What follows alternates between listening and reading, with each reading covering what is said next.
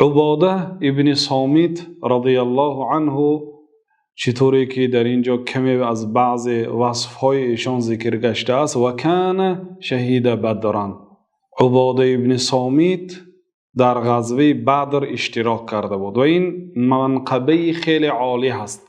در بین صحابه ها، بزرگترین صحابه ها آن شخصیت هایی که در جنگ بدر اشتراک کردند.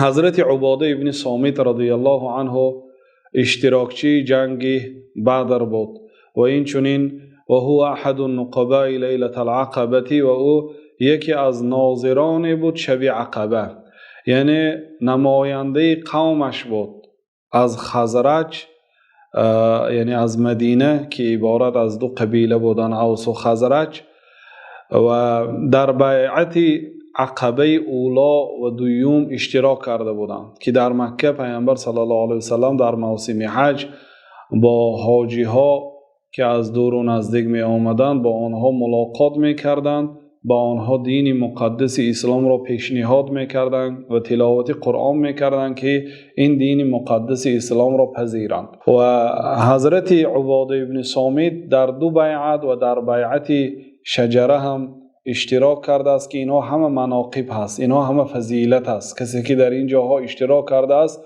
یعنی مرتبه عالی دارد. بنابراین امام ذهبی در سیر اعلام نبلا گفتند که و شهید المشاهد کلها، و تمام مشهدها را همراهی رسول الله صلی الله علیه وسلم شاهد بود، یعنی بر تمام غزوه ها جنگ ها اشتراک کرد و در زمان حضرت عمر والی شد در فلسطین و این چنین در شام نماینده حضرت عمر رضی الله عنه بود و بسیار سخن حق را می گفت و از کسی در راه الله تعالی ترسی نداشت.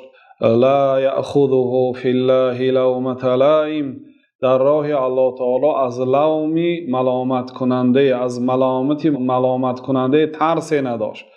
و وقتی که در حضور حضرت معاویه رضی الله عنه که آن زمان والی شام بودند، یه مرد خست و خطبه خواند و حضرت معاویه را ثنای و ستایش گفت، یعنی ثنا و ستایش از امیر که کرد، یک کف خاکی را گرفتند و بر روش پاشیدند و حضرت معاویه غضب کردند. دیگرها این چه عمل است؟